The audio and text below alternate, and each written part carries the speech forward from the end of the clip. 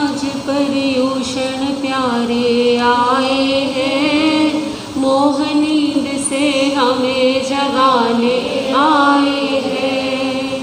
पर्वराज पर्यूषण प्यारे आए हैं, मोह नींद से हमें जगाने आए हैं। शुभ पुण्य कमाई करके हमने जो नर्तन पाया, शुभ पुण्य कमाई करके हमने जो नर्तन पाया, कुछ इससे लाभ उठाया या योगी गर्थ गवाया जताने आए हैं, मोह नींद से हमें जगाने आए हैं। पर्वराज पर्यूषण प्यारे आए हैं, मोह नींद से हमें जगाने आए हैं। मन वचन और इस तन से क्या हमने करी कमाई, मन वचन और इस तन से क्या हमने करी कमाई। उपकार किया है पर का या करते रहे बुराई सिखाने आए हैं, मोह नींद से हमें जगाने आए हैं। पर्वराज पर्यूषण प्यारे आए हैं, मोह नींद से हमें जगाने आए हैं। क्षमा सत्य और ब्रह्मचर्य संतोष शांति क्या धारे, क्षमा सत्य ब्रह्मचर्य संतोष शांति क्या धारे। मोह मान माया और ममता अंतर शत्रु क्या मारे बताने आए हैं, मोह नींद से हमें जगाने आए हैं। पर्वराज पर्यूषण प्यारे आए हैं, मोह नींद से हमें जगाने आए हैं। बनकर फूलों सा कितना यश सौरभ है फैलाया, बनकर फूलों सा कितना यश सौरभ है फैलाया। वन सूर्य जगत को कितना सन्मार्ग है दिखलाया, वन सूर्य जगत को कितना सन्मार्ग है दिखलाया। सुनाने आए हैं, मोह नींद से हमें जगाने आए हैं। पर्वराज पर्यूषण प्यारे आए हैं, मोह नींद से हमें जगाने आए हैं। पर्वराज पर्यूषण प्यारे आए हैं, मोह नींद से हमें जगाने आए हैं। पर्वराज पर्यूषण प्यारे आए हैं, मोह नींद से हमें जगाने आए हैं। बोलिए भगवान महावीर स्वामी की।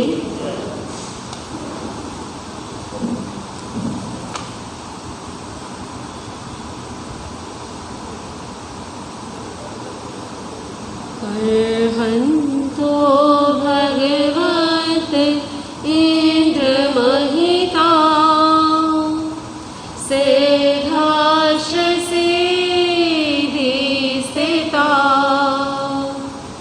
आचार्या जिन शासनो नति करा पूजा उपाध्यायिका श्री सिद्धांत सुपाठिका मुनिवरा रत्नत्रयाराधिका पाञ्चैते परमेष्ठिनं प्रतिदिनं कुर्वन्तु नो मङ्गलं कुर्वन्तु मंगलम। मैं देख सकूं तुमको, मुझे ऐसी नजर दे दो। मैं देख सकूं तुमको, मुझे ऐसी नजर दे दो। आवाज में मेरी तुम प्रभु अपना स्वर दे दो। आवाज में मेरी तुम प्रभु अपना स्वर दे दो। मैं देख सकूं तुमको, मुझे ऐसी नजर दे दो। सर्वप्रथम अहिंसा एवं करुणा के अवतार शासनीश प्रभु महावीर के पावन चरण कमलों में हृदय की असीम आस्था के साथ अनंत अनंत वंदन। परम श्रद्धेया परम वंदनीय ममदादुराणी उत्तर भारत सिंह उप्रवर्ती महासाध्वी श्री पवन कुमारी जी महाराज के चरणों में पूजनीय गुरुवर्या उप्रवर्ती महासाध्वी श्री जितेंद्र कुमारी जी महाराज का उपस्थित धर्मानुरागी मुख्य आत्माओं, अनंत पुण्यवाणी के उदय से आप श्रवण कर रहे हैं भगवान महावीर की वाणी। पर्युषण महापर्व का छठा दिन आज हमारे समक्ष है और श्रीमद् अंकित दशांग सूत्र की वाचना भी धीरे धीरे अपने समापन की ओर बढ़ रही है। श्रीमद् अंकित दशांग सूत्र की वाचना प्रारंभ हो उससे पूर्व कुछ पंक्तियाँ सभी श्रद्धा और भक्ति के साथ मिलकर के गुनगुनाएंगे। श्रद्धा से शास्त्र श्रवण करके जो जीवन में अपनाते हैं, भवसागर से ऐसे साधक आनंद सहित फिर जाते हैं। श्रद्धा से शास्त्र श्रवण करके जो जीवन में अपनाते हैं, ये महावीर की वाणी है, द्वादश अंगी कहलाती है। ये महावीर की वाणी है, द्वादश अंगी कहलाती है। इसकी स्वाध्याय सभी कर्मों का कलमल दूर हटाती है। ये शास्त्र आत्मा को निर्मल करने का अवसर लाते हैं। ये शास्त्र आत्मा को निर्मल करने का अवसर लाते हैं। श्रद्धा से शास्त्र श्रवण करके जो जीवन में अपनाते हैं, भवसागर से ऐसे साधक आनंद सहित तर जाते हैं। बोलिए भगवान महावीर स्वामी की। छठे वर्ग की शेष मूल वाचना का पहले श्रवण करेंगे, तत्पश्चात अर्थ को जानेंगे। बोले भगवान महावीर स्वामी की, आर्य श्री सुधर्मा स्वामी की, आर्य श्री जम्बू स्वामी की। तैनम अर्जुनय मालागारे सुदंसनम समनो वासयम एवं वयासी तमिच्छामि नम देवानुप्रिया अहम अवि तुमये सदिं समणं भगवं महावीरम वंदते जाओ पज्जुवासेते अह स्वयं देवानुप्रिया तैनम से सुदंसने समनो वासे अर्जुनयनम मालागारेणम सद्धिं जने गुणशीले चैये जने सवणे भगवं महावीरे तेने वागच्छयिता अर्जुनयनम मालागारेणम सद्धिं समणं भगवं महावीरे तिखुतो जाओ पज्जुवासै तैनं समणं भगवं महावीरं सुदंसनस्य समणो वासयस्य अर्जुनयस्य मालागारस्य तीसे यह धम्मकः।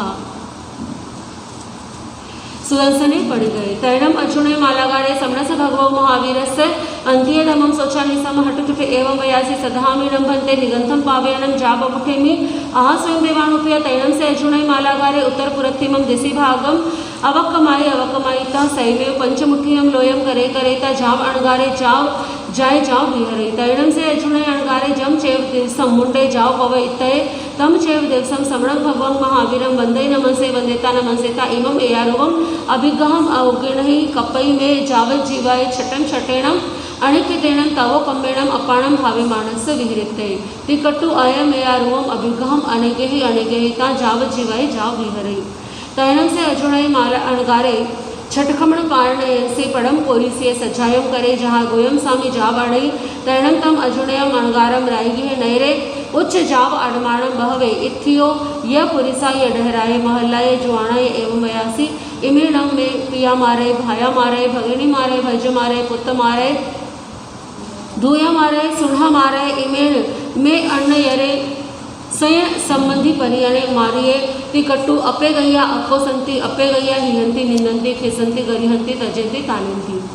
तैणम से अजुणे अणगारे तेहि बहुहि इत्थि ही है पुरी से ही डहरे ही है महल्ले ही जुआणे ही है आओ से जमाणे जाओ ताले जमाणे तेसी मनसावी अपो उत्समाणे समम सही समम खमई तितिखई अहिया सही समम सह माणे खम माणे तितिख माणे अहिया समाणे रायगी है नैरे उच्च नियम अजिम जाइम कुलाइम अडमाणे जय भत्तम लभई तो पाणम न लभई जय पाणम तो लभत तो भत्तम न लभई। तैणम से अजुणे अणगारे अधीने अविमणे अकोलुसे अणाइले अविसाई अपरित परितंत जोगी अड़े अड़ेता रायगी हाव नैराव पड़े निकमयता जेणे गुणशीलय चाहिए जेणे समणे भगवं महावीरे जहाँ गोयम स्वामी जाओ पड़िदन सहिता समणेनम भगवया महावीरणम अवनुन्नाय अमुच्ये विमली वपन्न भुएणम अपाणेनम तमाहारम आरहे। तैणम समणे भगवं महावीरे अन्नया प्रयाय रायगी हाव नैराव पड़ि निकमयता बहिं जैवण विहारम विहरे। तैणम से अजुणे अणगारे तेणम ओरालेणम वेवलेणम पयत्तेणम पर्णगह्येणम महानुभागेणम तवो कम्मेणम अपाणम भावे माणे बहुपुण्य 6 मासे सामान्य परियागम पाउणे अधमासे सल्लेहणाय अपाणम झुसई तीसई भत्ताई अणसणाई छेदेता जसठाई कीड़ई जाव सिद्धे। उखेवो चौथो से अध्ययन से एवं खलु जम्बू तेनम कारणम तेनम समयनम रायगी है नैरे गुणसी रहे चाहिए तथनम सेनीय राया कासवे पाणम गहावई परिवसई जहाँ मकाई 16 वासा परियाव विपुले सिद्धे एवं खेमे भी गहावई नवरम कागंदी नैरी 16 वासा परियाव विपुले पवय सिद्धे एवं द्वितीयरी भी गहावई कागंदी नैरी 16 वासा परियाव जाव विपुले सिद्धे एवं कैलासे भी गहावई नवरम सागे नगरे 12 स्वासाई परियाव विपुले सिद्धे एवं हरिचंदने भी गहावई सागे नैरे 12 स्वासा परियाव विपुले सिद्धे एवं 12वतई भी गहावई नवरम रायगी नैरे 12 स्वासा परियाव विपुले सिद्धे एवं सुदंसनेस भी गहावई नवरम वाणीय नामे नैरे द्वी पलासय चाहिए पंचवासा परियाव विपुले सिद्धे एवं कुंडभदेवी गहावई वाणिया गामे नैरे पंचवासा परियाव विपुले सिद्धे एवं सुमन भदेवी गहावई सावथ्य नैरे बहुवासा परियाव विपुले सिद्धे एवं सुपैठेवी गहावई सावथ्य नैरे 27 वासा परियाव विपुले सिद्धे एवं मेहेवी गहावई रायगी नैरे बहु वासाई परियाव विपुले सिद्धे।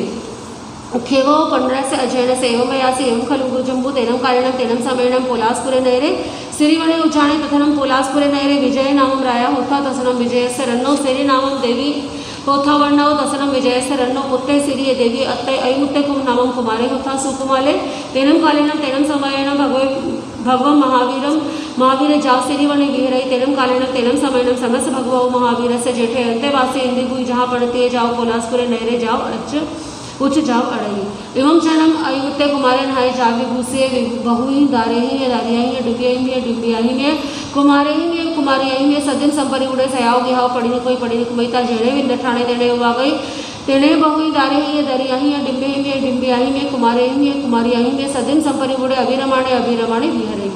तैणम भगवं गोये में उलासपुरे नैरे उच्च नियम जाव अडमाणे इंद्र ठाणम स अधूर सामंतेणम बाई वैये तैणम से अयुत्ते कुमारे भगवं गोयम अधूर सामंतेणम वी वै माणम पासेता जने भगवं गोय में जने उवागयिता भगवं गोयम एवं वयासी केणम धन्ते तुभे किम वा अड़ह। तैणम भगवं गोये में अयमुत्तम कुमारम एवं वयासी अम्हेणम देवानुप्रिया समणा निगिंथा इरिया समिया जाओ बम्यारी उच्चनीय जावाणामो तैणम अतिमुत्ते कुमारे भगवं गोयम एवं वयासी एहणम भंते तुभे जानम अहम तुम्भम विखम दवामिति कटु भगवं गोयम अंगुलिये गिणे गिणेता जिणे गिये तेणे उवा गए तैणम ससिक देवी भगवं गोयम एजमानम पासे पासेता हट तुठ आसनाव अबुठेता जिणे भगवं गोयम तेणे उवा गया भगवं गोयम तिकुतो ययिनम करे करेता वंदे नमसै वंदिता नमसैता व्यूरेणम असण पाण खादिम सामित सादिमेणम पड़िला भई जाव पड़ी विसिजई तैणम अयमुत्ते कुमारे भगवं गोयम एवं वयासी कहिणम धन्ते तोभे परिवसः तैणम भगवं गोयम अयमुत्तम कुमारम एवं वयासी एवं खलु देवानुप्रिया मम धर्मायर्ये धर्मो वसेसे भगवं महावीरे आईगरे जाव संपाव कामे इहेव पुलासपुरस्य नैरस्य बहि असेरि वणे उज्जाने आहा पडिगहम उगहम उगनेता संजमेणम जाव अपाणम भाविमाने विहरे ततरम अभे परिवसामो तैणम से अयमुत्ते कुमारे भगवं गोयम एवं वयासी गच्छामिणं भन्ते आहा तुभें सतिं समण भगवं महावीरं पाइवन्ते आहा स्वयं देवानुप्रिया तैणम से अयमुत्ते कुमारे भगवया गोयमेणम सद्दिं जडे समणे भगवं महावीर तेणे वागच्छयिता समणं भगवं महावीरं तिखतो यायिन व्यायिकरं करे करेता वंदे जाव पज्जुवासै तैणं भगवं गोयमे जडे समणे भगवं महावीर तेणे वागय जाव पडिदंसैता संजमेणं तवसा अपाणं भाविमाने विहरै तैणं समणे भगवं महावीर अयमुत्तस्य कुमारस्य तिसे यदमकः तैणं से अयमुत्ते कुमारे समणस्य भगवं महावीरस्य अन्त्यधमं शोचानि सममठ तुठे जमनवरम देवानुप्रिया अमाप्यरो अपुच्छामि तैणम अहम देवानुप्रियाणाम अन्ते जाव पवयामि आहा स्वयं देवानुप्रिया मा परिबंधन करे तैणम अयमुत्ते कुमारे जिणे अमाप्यरो तेणे उवागय जाव पवतित्तये अयमुत्तम कुमारम अयमाप्यरो एवं वयासी बालेसी ताव तुमं पुता असंबुद्धेसी तुमं पुता किम नं तुमं जानसि धम्मं तैणं से अयमुत्ते कुमारे अमाप्यरो एवं वयासी एवं खलु जम्बु अम्याओ जम चैव जानामि तम चैव न जानामि जम चैव न याणामि तम चैव जानामि तैणं तम अयमुत्तम कुमारम अमाप्यरो एवं वयासी कहम नं तुमं पुता जम चैव जानासि जाव तम चैव न जानासि तैणम अयमुत्ते कुमारे अमाप्यरो एवं वयासी जानामि अहम अमताओ जहाँ जायणम अवश्यम वरियवम न जानामि अहम अमताओ काहे वा कहीं वा कहम वा किचरेण वा न जानामि अहम अमताओ कहीं कमाये नेहिं जीवा निरय तेरे खजोणे मनुष्य देवेसु ओवजन्ति जानामि नम अमताओ जहाँ सैं कमायणे जीवा निरये जाओ ओवजन्ति एवं खलु अहम अमताओ जम चैव जानामि तम चैव न याणामि जम चैव न याणामि तम चैव जानामि इच्छामि न अमताओ तुभे अवनुनाय जाव पड़वित्तये तैणं तैम अयमुत्तम कुमारम अम्माप्यरो जाहिनो संचयति बहु आगवणेहि तम इच्छामो ते जाया एक दिवसमवि राजसिरिं पासेत्तये तैणं से अयमुत्ते कुमारे अम्मा पियु वयन मणुयत्ते माने तुसीनिये संचिठई अभिसेयो जहाँ महाबलस्य निखमणम जाव समाय माई अहिजय बहु वासाई समन्य परियागम गुणे रयनम जाव विपुले सिद्धे उखेवाओ 16 समस अध्ययन से एवं खलु जम्बू तेनम कालीनम तेनम समयनम बारवये वाराणसी नये काम महावणे चाहिए तथनम वाराणसी अलख्य नामम राया होता तेनम कालीनम तेनम समयनम समणे भगवं महावीर जापिय रही परिसा निगया तैनम अलख्य राया इमी से कहा लदठे समाणे हाथ टूट कहा जहाँ कुणिये जाओ पशु वासई धमका तैणम से अलख्य राया समरस भगवो महावीर से अंत्य जहाँ उदायने तहा निखंते नवरम जेठ पुत्तम रजे अहि सिंचई एकारस अंगा बहुवासा पर्याओ जाव विपुले सिद्धे समणेनम जाव छटमस्य वगस्य आई मठे पड़ते इति षष्ठमो वर्ग। बोले भगवान महावीर स्वामी के छठे वर्ग की मूल वाचना यहाँ पर पूर्ण हुई। अब अर्थ को जानेंगे। कल की वाचना में आपने श्रवण किया किस प्रकार से अर्जुन माली जिसका जीवन भटक चुका है, जिसका जीवन दिशा विहीन हो चुका है, जिसके जीवन में अब उसे ये समझ नहीं आ रहा कि वो किस दिशा की ओर जाए, ऐसे समय में सुदर्शन श्रावक ने कार्य किया अर्जुन माली को दिशा देने का। कल्पना कीजिए कि सुदर्शन श्रावक के स्थान पर कोई और होते तो शायद संभवतः अर्जुन माली से बात करना भी स्वीकार नहीं करते, और सुदर्शन श्रावक ने तो बात भी की और अर्जुन माली का मानस तैयार किया कि वो प्रभु महावीर के चरणों में जाए। अर्जुन माली पर सुदर्शन श्रावक के इस प्रेम पूर्ण व्यवहार का बड़ा प्रभाव पड़ा। ये भी धर्म की एक प्रभावना है। जब आप किसी से प्रेम पूर्वक व्यवहार करते हैं तो केवल उसमें आपका ही यशोगान नहीं है, आपका, आपके परिवार का, आपके माता पिता का, आप जिस धर्म से संबंध रखते हैं उसका भी यश है। यदि आपका व्यवहार बुरा है तो आपके परिवार, आपके समाज, आप जिस धर्म से संबंध रखते हैं, जिस कुल से संबंध रखते हैं, उस कुल का भी नाम क्या होता है? खराब होता है, अपयश फैलता है। तो व्यक्ति को अपना व्यवहार सदैव ही अच्छा रखना चाहिए, मधुर रखना चाहिए। सुदर्शन श्रावक, कैसी समता होगी उनके मन में जिन्होंने अर्जुन माली से घृणा नहीं की, क्योंकि घृणा पाप से करो, पापी से नहीं। अर्जुन माली ने जब प्रेम से, विनय से सुदर्शन श्रावक से पूछा आप कौन हो, आप कहाँ जा रहे हो, तो सुदर्शन श्रावक ने बड़े प्रेम से परिचय दिया, अपना परिचय दिया, फिर परिचय दिया प्रभु महावीर का। और सुदर्शन श्रावक के मधुर व्यवहार का परिणाम हुआ कि अर्जुन माली के मन में भाव आया कि जब ये इतना मधुर व्यवहार कर रहे हैं तो जो इनके गुरु है वो कैसे होंगे? वो भी बहुत अच्छे होंगे। कहाँ जाऊँ? जब व्यक्ति को संसार में कोई शरण दिखाई नहीं देती तो व्यक्ति गुरु की शरण में जाता है। प्रभु महावीर की शरण में अर्जुन माली सुदर्शन श्रावक का साथ लेकर के चल पड़े। क्या जानते थे सुदर्शन श्रावक कि जिसको वो लेकर के जा रहे हैं एक समय आएगा जब वो सुदर्शन श्रावक से भी आगे निकल जाएगा। दोनों पहुँचे, भगवान के चरणों में वंदन नमस्कार किया। जैसे सुदर्शन श्रावक ने वंदन किया उसकी देखा देखी किसने किया? अर्जुन माली ने भी वैसा ही किया। सुदर्शन श्रावक बैठ गए और अर्जुन माली भी बैठ गए। भगवान महावीर ने देखा और प्रभु महावीर तो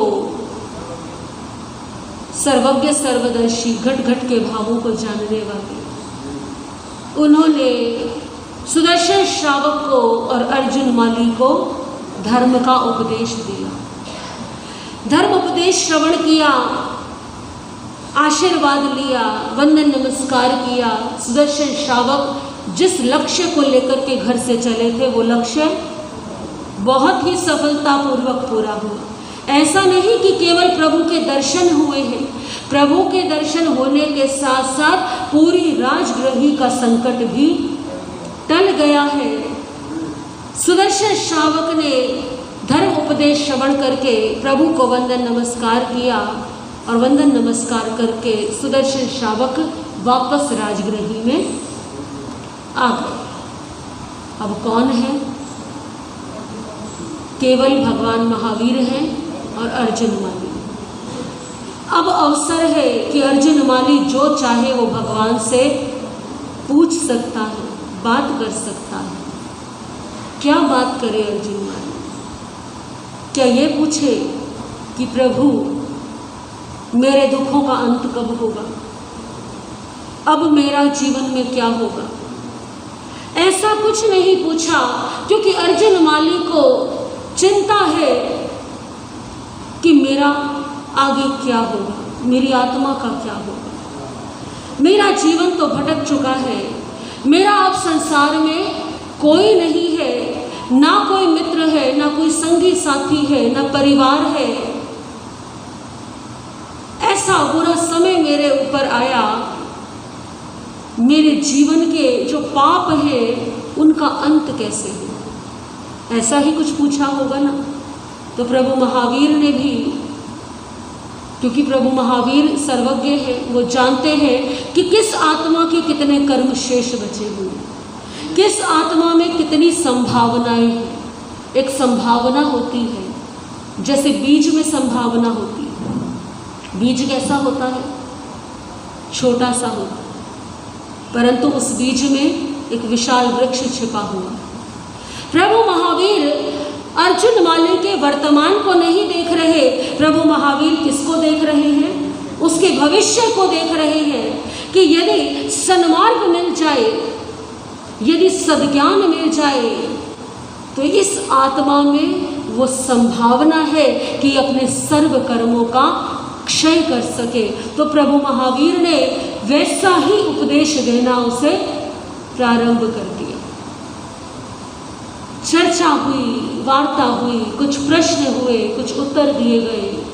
क्या प्रश्न पूछे, क्या उत्तर दिए, कल्पना की है एक कवि ने बड़े सुंदर शब्दों में कि अर्जुन माली प्रभु महावीर के सामने बैठे हैं, हाथ जोड़े हुए, चेहरे पर उदासी, मलिनता, क्योंकि 5 महीने 13 दिन से जो व्यक्ति राजगृह के बाहर भटक रहा है, कल्पना कीजिए कि उसकी स्थिति तो कैसी होगी।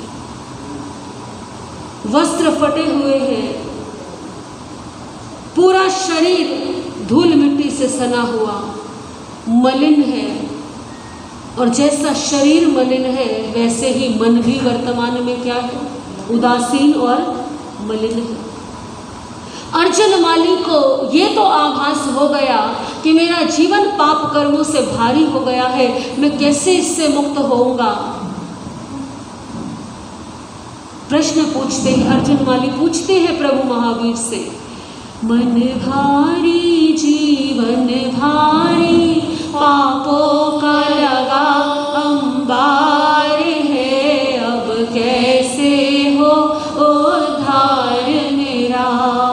मन भारी जीवन भारी, पापों का लगा अंबार है, अब कैसे हो उद्धार तेरा मेरा।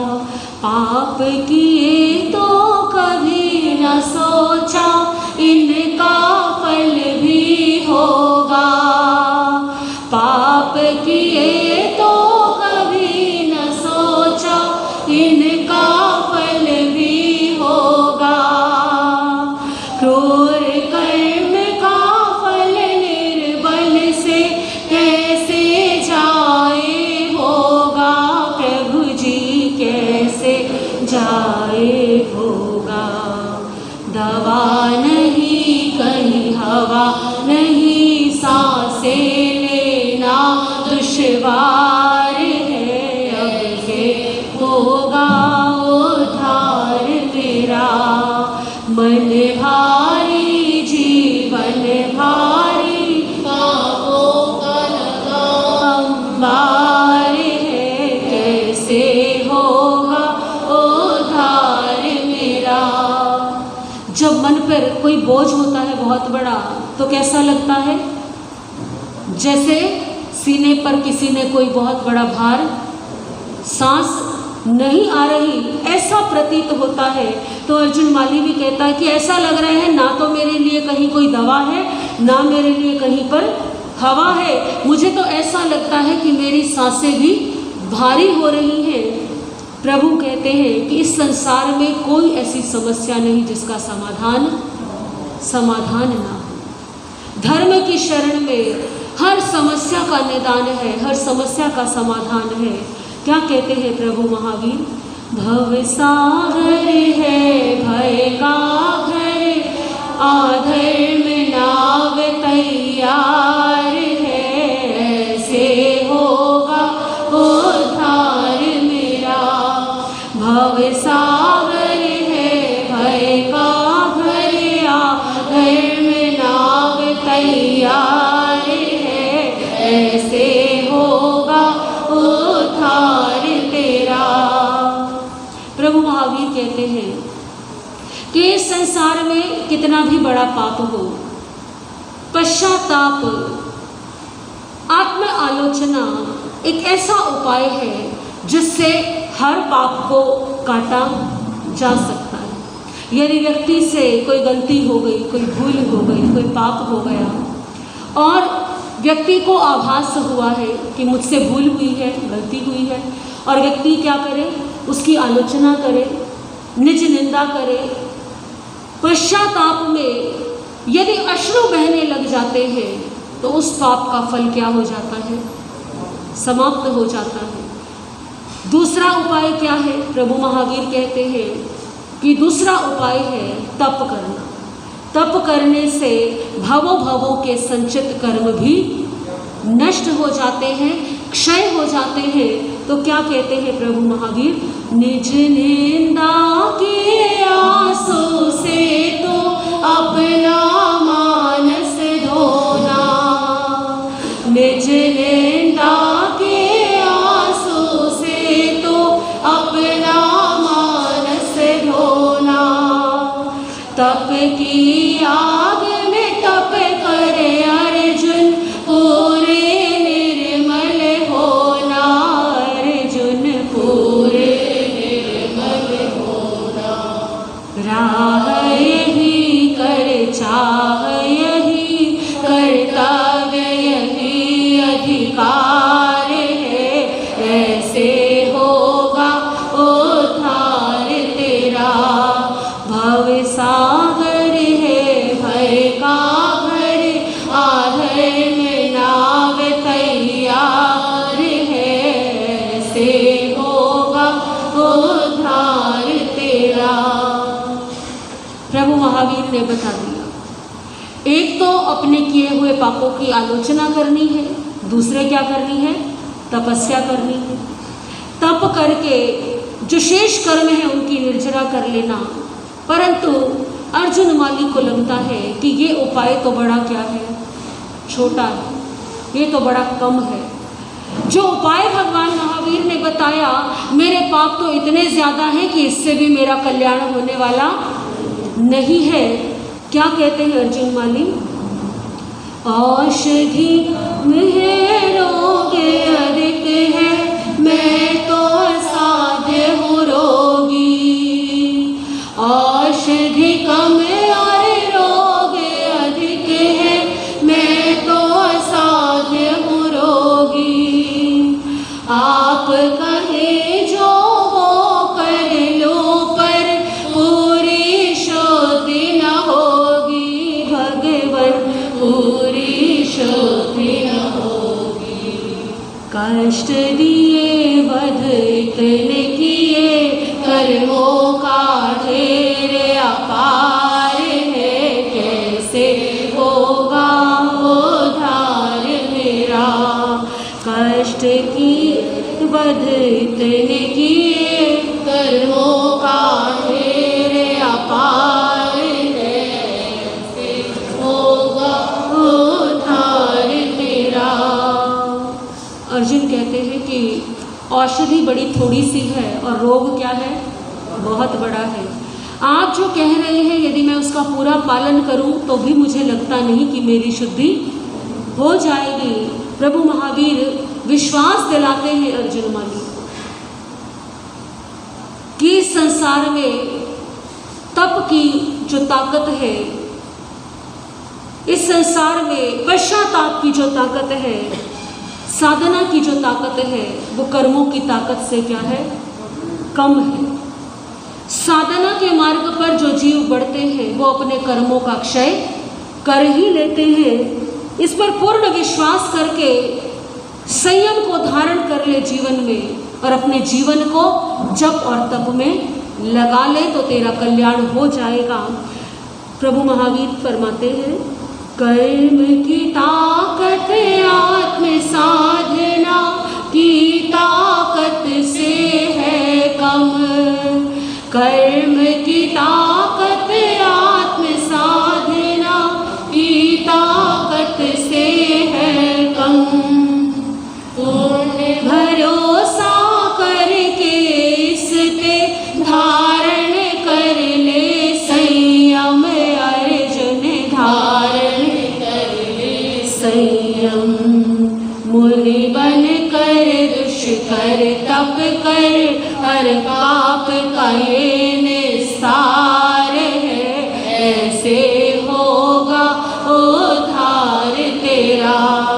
मुनि बन कर दुष्कर तप कर, हर पाप का ये निस्तार है, ऐसे होगा उद्धार तेरा। अर्जुन कहते हैं, प्रभु आप तो ठीक कहते हैं, कि मुनि बनकर के यदि मैं अपने जीवन को जप तप में लगा लूँ, साधना में लगा लूँ तो मेरा कल्याण हो जाए। आपके वचनों पर मुझे पूर्ण विश्वास भी है, परंतु आप ही बताइए, मेरे जैसे व्यक्ति को जिससे लोग घृणा करते होंगे, जिससे लोग नफरत करते होंगे, ना जाने कितने कितने लोगों की हत्या मेरे हाथों से हो गई, मेरे जैसे को कौन अपनाएगा? मेरे जैसे व्यक्ति को कौन अपना शिष्य बनाएगा? कौन साधु बनाएगा? कौन समाज की ये बुराई को मोल लेगा? क्योंकि ऐसा नहीं है कि लोग चर्चा नहीं करेंगे। अर्जुन माली कहते हैं कि प्रभु, यदि कोई मुझे अपना शिष्य बना भी लेगा तो समाज की बातों को उसे भी सुनना पड़ेगा। कौन ऐसा कष्ट मोल ले? कौन व्यर्थ में इतनी बातें सुनेगा? प्रभु, मुझे कोई शरण भी नहीं देगा, मुझे कौन अपनाएगा? मेरे जैसे को तो कोई महाव्रत नहीं देगा। तो प्रभु उस समय देखिए क्या सोच है प्रभु महावीर की, क्या दृष्टिकोण है प्रभु महावीर का। जिस व्यक्ति से राजगृही का प्रत्येक व्यक्ति घृणा करता है, ऐसे व्यक्ति को प्रभु महावीर क्या कहते हैं कि तू संयम अंगीकार करके मेरे धर्म संघ में सम्मिलित हो जा। प्रभु महावीर को लोगों को प्रसन्न नहीं करना है, लोगों के बारे में नहीं सोचना है, समाज के बारे में नहीं सोचना। वो किसके बारे में सोच रहे हैं? वो एक जीव के कल्याण के बारे में सोच रहे हैं। आज हम ना जाने कितने कितने कार्य जो है वो शुभ कार्य इस कारण से नहीं करते, लोग क्या कहेंगे। लेकिन प्रभु महावीर ने ये चिंतन नहीं किया। वो केवल ज्ञानी है, सर्वज्ञ है, वो इन सब बातों से ऊपर उठ चुके हैं। रहते वो भी इसी समाज में, ऐसा नहीं कि समाज को छोड़ चुके हैं, समाज में रहते हैं, परंतु उनका दृष्टिकोण जो है वो अलग है। मुक्त का अर्थ क्या है? ऐसा नहीं कि मुक्त का अर्थ ये है कि व्यक्ति जो है संसार से अलग हो गया। मुक्त का अर्थ है कि व्यक्ति के ऊपर अब राग और द्वेष का कोई प्रभाव नहीं है, प्रशंसा और निंदा का कोई प्रभाव नहीं है। हम उद्विग्न हो जाते हैं यदि निंदा सुनते हैं, प्रशंसा सुनते हैं तो क्या होता है? फूल जाते हैं। लेकिन जो मुक्त है, जो अरिहंत है, वो केवल आत्म लक्ष्य को ध्यान रखते हैं, वो केवल कार्य को देखते हैं। वो ये नहीं चिंतन करते कि कौन क्या कहेगा और कौन क्या सोचेगा। ये हमारे लिए एक उदाहरण है कि यदि व्यक्ति का लक्ष्य उत्तम है, यदि व्यक्ति का कार्य उत्तम है, तो उसे ये नहीं सोचना चाहिए कि कौन क्या कह रहा है या कौन क्या कहेगा। अर्जुन माली कहते हैं, मेरे जैसे को प्रभु कौन अपनाएगा? प्रभु कहते हैं कि मैं अपनाऊंगा। मैं तुझे 5 महाव्रत दूंगा, बोल तू लेने को तैयार है या नहीं है? मेरे जैसे हत्यारे को कोई न मुनि व्रत देगा, मेरे जैसे हत्यारे को कोई न मुनि व्रत देगा। मैं देता हूँ 5 महाव्रत, बोल तो संयम लेगा।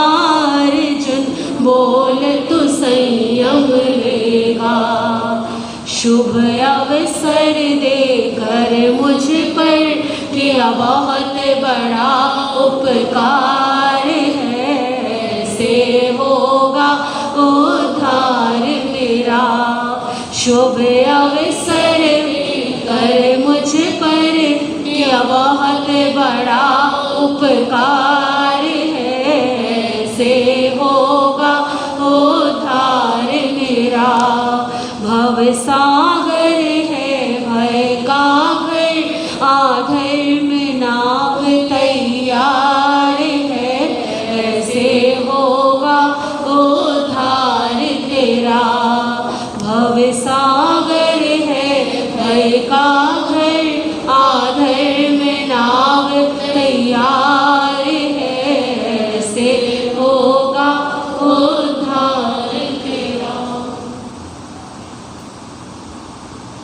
बड़ी ही प्रसन्नतापूर्वक, बड़े उत्साह से अर्जुन माली ने प्रभु महावीर के चरणों में स्वीकार किया, प्रभु मैं 5 महाव्रत लेने के लिए तैयार हूँ। भगवान ने कहा जैसा तुम्हें सुख हो वैसा करो। ये सुनते ही अर्जुन माली ईशान कोण की ओर गए, स्वयं एवं अपना पंचमुष्टि लोच किया और साधु के महाव्रतों को धारण करके साधु बन गए। प्रभु महावीर के चरणों में संयम अंगीकार कर लिया। अब अर्जुन माली कौन हो गए? अर्जुन अणगार हो गए। कैसे जीवन की दिशा बदल जाती है। कहाँ तो नरक की ओर बढ़ रहे थे और कहाँ आत्मकल्याण की ओर। कवि ने बड़े सुंदर शब्दों में कहा है, जीवन है नदिया की धारा, जब चाहो मुड़ सकती है, स्वर्ग लोक से नरक लोक से जब चाहो जुड़ सकती है। परिवर्तन से क्या घबराना, परिवर्तन ही जीवन है। धूप छाव के उलट फेर में हम सबका शक्ति परीक्षण है। परिवर्तन जब आता है जीवन में तो कुछ न कुछ लेकर के आता है। यदि कष्ट आ रहे हैं तो हमारी शक्ति का परीक्षण हो रहा है। और जो व्यक्ति परिवर्तन के इन क्षणों को समता भाव से धारण कर लेता है, सहन कर लेता है, उसका जीवन भी परिवर्तित हो जाता है। अर्जुन माली जो आज प्रातः काल तक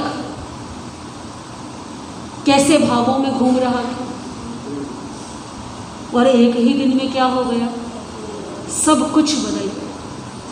अर्जुन अणगार हो गए, प्रभु के चरणों में निवेदन किया, प्रभु आपकी आज्ञा हो। तो आपने बताया था ना कि कर्मों की निर्जरा किससे होगी, तपस्या से होगी। तो बेले बेले पारणा में करना चाहता हूँ। जब तक मेरा जीवन है मैं क्या करूं, बेले बेले पारणा करूं। प्रभु ने कहा जैसा सुख हो वैसा करो। आज्ञा ले ली प्रभु की। देखिए अभी जो दिन बीत रहे थे वो भी कैसे बीत रहे थे। राजगृह के बाहर यक्ष के प्रभाव में क्या उन दिनों में भोजन किया होगा, क्या उन दिनों में पानी पिया होगा, क्या उन दिनों में अपने शरीर को संभाला होगा, कोई संभावना ही नहीं है। परंतु अब जब ये मार्ग मिल गया है, अब जब प्रभु का मार्ग मिल गया तो अर्जुन अणगार क्या कहते हैं, प्रभु अब बहुत देर हो चुकी, अब और देर मुझे नहीं करनी। मैंने दीक्षा ली है तो दीक्षा लेते ही मेरा नियम है कि बेले बेले पारणा मुझे करना है। बेला कर लिया, अब बेला तो कर लिया, बेले की तो कोई बात नहीं। असली बात किसकी है, असली परीक्षा तो अब शुरू होगी। पारणे का दिन आया, पारणा लेने के लिए गए। आज वो प्रथम दिन है जब राजगृह में वापस लौटना हो रहा है। इतने दिनों तक तो राजगृह के बाहर घूम रहे थे, अब लौटे हैं, लेकिन किस रूप में लौटे हैं। उस दिन जब घर छोड़ा था तो ये सोच कर के छोड़ा था कि बढ़िया बढ़िया फूलों को चुन करके बाजार में बेच दूंगा, और उसके बाद घर लौटना हुआ ही नहीं, राजगृह में आना ही नहीं हुआ। और आज जब वापस गए हैं राजगृह में तो मोह छूट चुका है, घर का परिवार सब कुछ त्याग चुके हैं। अर्जुन ने तो त्याग दिया, परंतु राजगृह के लोगों का दृष्टिकोण बदल गया।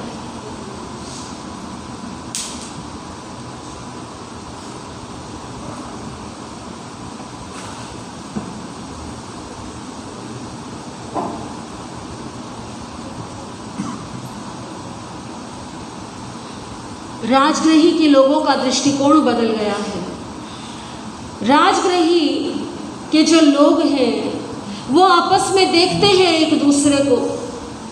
कभी अर्जुन अणगार को लोग आपस में डर रहे हैं, अरे ये नगर में कैसे आ गया, अब आया भी है तो किस वेश में है, साधु के वेश में है, क्या करें। पहले तो लोगों ने आपस में चर्चा की, लोग डर रहे हैं कहीं ऐसा ना हो कि हमें भी क्या कर दे, मार दे। लोगों ने देखा अरे ये तो हाथ में भिक्षा पात्र लिए हुए हैं और भिक्षा के लिए एक घर से दूसरे घर जा रहे हैं, लेकिन जिस भी घर में जाते भिक्षा लेने के लिए कोई घर से बाहर निकाल देता, कोई अपमान करने लगा कि जाओ हमारे पास तुम्हारे लिए कोई भोजन नहीं है, आज तुम ये स्वांग रचा कर आए हो ताकि तुम्हें कोई दंड। लोगों की तो ऐसे ही भाव होते हैं ना कि हम लोगों के भय से कि कोई तुम्हें दंड ना दे, राजा तुम्हें दंड ना दे, तुम्हें पकड़ ना लिया जाए, इस कारण से तुमने क्या कर लिया है, ये साधु का वेश धारण कर लिया है। लोगों ने देखा कि अर्जुन तो किसी को जवाब, कोई उत्तर नहीं देते। अब लोगों में भय खत्म हो गया। पहले तो लोग भय से नज़दीक नहीं आते थे, अब भय खत्म हो गया। धीरे धीरे लोग निकट आकर के पूछने लगे, क्यों तुमने मेरे भाई को मारा, क्यों तुमने मेरी पत्नी को मारा, जिसके जो संबंधी की हत्या हुई थी। लोग आकर के प्रश्न करने लगे। लोगों ने देखा इसका भी कोई उत्तर अर्जुन अणगार नहीं देते। अब लोगों का साहस बढ़ने लगा, क्योंकि लोगों की आदत होती है कि अपने से बलवान के सामने तो चुप रहते हैं, और जो अपने से निर्बल लगे उसके ऊपर क्या करते हैं, अपनी सारी शक्ति का प्रयोग करते हैं। तो लोगों ने भी क्या किया, क्रोध उठ रहा था जो अब तक भय के कारण दबा हुआ था, अब बदले की भावना जागृत होने लगी। कोई मार देता, कोई पीट देता, कोई गालियां देता, कोई अपशब्द कहता। ऐसे स्थिति में जहां इतनी घृणा हो, भला अर्जुन अणगार को पारणा मिलने की संभावना है? पारणा तो क्या मिलेगा, लोगों का अपमान ही मिल रहा है। परंतु अर्जुन अणगार चिंतन करते हैं, ये लोग कितने भले हैं, मैंने तो इनके पारिवारिक जनों के प्राण ही लिए थे, प्राण ले लिए, इन्होंने तो केवल क्या किया है, मुझे अपशब्द सुनाए हैं, मेरे ऊपर बल प्रयोग किया है, मुझे मार पीट रहे हैं, कम से कम मेरे प्राण हरण तो नहीं कर रहे। लोग अपना कर्म कर रहे हैं और अर्जुन अपना कर्म कर रहे हैं। लोग अपने कर्मों का बंधन कर रहे हैं और अर्जुन अपने कर्मों को काट रहे हैं। क्योंकि एक तो तपस्या है, तपस्या का पारणा है, और वो पारणा भी कैसे मिल रहा, पारणा तो मिल ही नहीं रहा, अपमान ही मिल रहा है पारणे में। फिर कुछ और आगे बढ़े, एक द्वार पर पहुंचे, किसी को दया आ गई, ये सोचा कितना ही पापी हो है तो फिर भी क्या है, साधु है, और अपने दरवाजे से वापस कैसे भेजूं, पर मन नहीं करता कि इसे क्या दूं, आहार दूं, तो क्या करूं, कल का बासी भोजन पड़ा है, एक काम करती हूं, कभी भोजन मिला तो पानी नहीं मिला, और पानी मिले तो कल्पना करके देखिए ऐसी स्थिति में अर्जुन अणगार को कितना और कैसे आहार मिलता होगा। कभी ऐसा भी हुआ होगा कि पात्र खाली लेकर के वापस आ गए, कितनी समता रखी होगी, एक दिन नहीं, 2 दिन नहीं, 1 माह नहीं, 2 माह नहीं, धीरे धीरे करके 6 माह बीतने लगे, और 6 माह बीतते बीतते अर्जुन के कर्म भी क्या होने लगे, क्षय होने लगे। इतना उत्कृष्ट तप, इतना उत्कृष्ट तप, कवि कहता है बड़े सुंदर शब्दों की, जैसा तप अर्जुन अणगार ने किया ऐसा तप करना, क्योंकि तपस्या करना और उसके साथ में, क्योंकि कोई तपस्वी तपस्या करता है तो उसे कम से कम पारणा तो सहज रूप में मिल जाता है।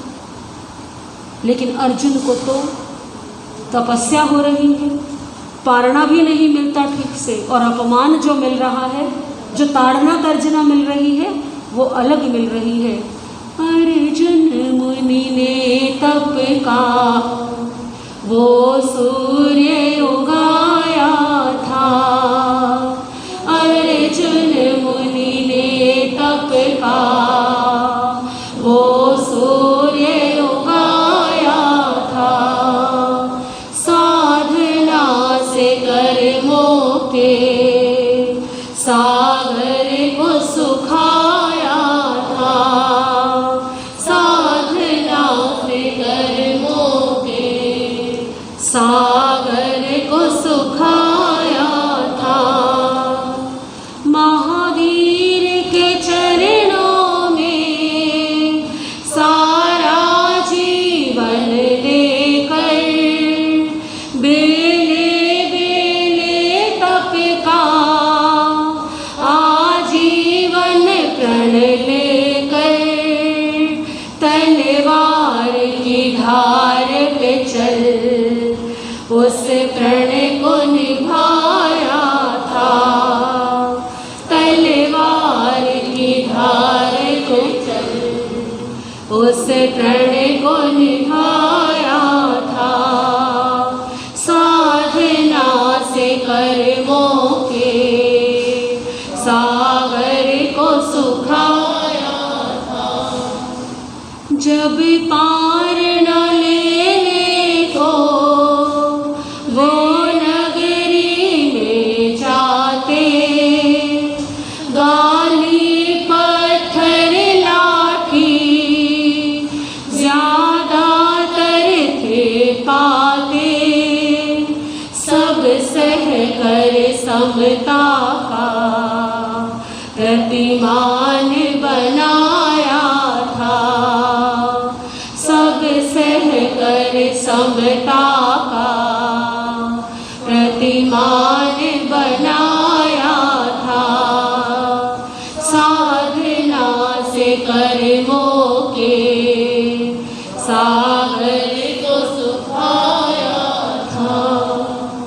जब ऐसी समता आती है जीवन में, तो आप बताइए कि वो बेले बेले पारना तप है या जो वो भिक्षाचरी करने के लिए गए हैं वो तप है? जो पारने में रूखा सूखा मिला है उसको ग्रहण करना तप है, या केवल पानी मिला तो उसको पी करके ही गुजारा कर लेना? और आप अनुमान लगाइएगा कि क्या सभी लोगों ने उस समय, धर्म संघ के साधुओं ने भी, क्या अर्जुन अणगार को सहज में स्वीकार सभी ने कर लिया होगा? उस स्थिति का अनुमान लगा करके देखिए कितना कठिन रहता है, कितना कठिन रहा होगा अर्जुन अणगार के लिए। ऐसी परिस्थिति में तो व्यक्ति का एक एक श्वास क्या है?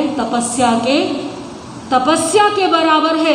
हर पल हर क्षण वो कर्मों की निर्जरा कर रहे हैं। हमें तो सुनने में लगता है केवल 6 महीने में सारे कर्म काट दिए, परंतु वो 6 महीने अर्जुन अणगार के लिए 60 वर्ष से भी बड़े रहे होंगे, क्योंकि एक एक पल, एक एक क्षण लोग प्रभु महावीर के दर्शनों के लिए आते होंगे। कैसी दृष्टि से देखते होंगे, कैसा व्यवहार रहता होगा, क्या वंदना करता होगा, तिरस्कार की नज़रों से देखते होंगे। लोग तो यही चर्चा करते होंगे कि दंड से बचने के लिए क्या बन गया? साधु बन गया। लेकिन उन सभी चीज़ों को संभाव से सहन किया। तो क्या कहते हैं कवि कि समझ नहीं आ रहा कि तप क्या है। ऐसा लगता है कि अर्जुन अणगार का तो सोना जागना भी क्या है, खाना पीना तप था, सोना जगना तप था, खाना पीना तप था, सोना जगना तप था, आना जाना तप था, मरना जीना तप था, हर धड़कन में तप का संगीत समाया था, हर धड़कन में तप का संगीत समाया था, साधना से कर्मों के सागर को सुखाया था। देखिए, अर्जुन अणगार ने सभी प्रकार की परिस्थितियां देखी, परंतु प्रभु महावीर से ये निवेदन नहीं किया कि प्रभु यहाँ से विहार करके कहीं और चलते। चाहते तो वो कहीं और भी जा सकते थे ना, विहार कर सकते थे, और प्रभु महावीर आज्ञा भी, लेकिन प्रभु महावीर से ऐसा नहीं कहा कि प्रभु चलिए यहाँ से कहीं और चलते हैं, अन्यत्र चलते हैं। नहीं, असली परीक्षा तो कहाँ है? यहीं पर ही। जिस प्रकार से प्रभु महावीर ने अपने साधना काल में अपने कर्मों को नष्ट करने के लिए अनार्य क्षेत्र में विचरण किया था, स्वेच्छा से किया था, किसी मजबूरी में स्वेच्छा से उस और विहार किया था कि कर्म ज़्यादा है और समय क्या है। तो अर्जुन अणगार भी यही चिंतन करते हैं कि मेरे पास कर्म ज़्यादा है और जीवन क्या है, ये एक ही है, तो मुझे कहीं और नहीं जाना। चाहे कुछ भी हो जाए, जब तक राजगृही के निवासियों के मन में घृणा के स्थान पर क्षमा और प्रेम नहीं आता, तब तक मैं यहाँ से विहार नहीं करूं। और ऐसा करते करते 6 माह बीतने लगे। धीरे धीरे राजगृही के लोग भी थक गए। देखा राजगृही के लोगों ने, ये तो कोई उत्तर ही नहीं देते। धीरे धीरे लोगों ने क्रोध करना त्याग दिया, छोड़ दिया। क्रोध छूटा तो धीरे धीरे मन में क्या आई? समता आई। फिर लोगों को ये लगने लगा कि ये तो साधु बन गए, अपने आत्मा का कल्याण करने लगे, और हम क्या कर रहे हैं। जब ऐसा समय आने लगा, तब समझ गए अर्जुन अणगार कि अब मेरे कर्म क्या हो गए हैं, हल्के हो गए हैं। प्रतिशोध के पर्वत भी समतल में बदल गए, उस सहनशीलता से पत्थर दिल पिघल गए। यूं क्षमा याचना का आचरण सिखाया था, यूं क्षमा याचना का आचरण सिखाया था। जन्मों में भोगने थे जो भी कर्मों के फल, उन्हें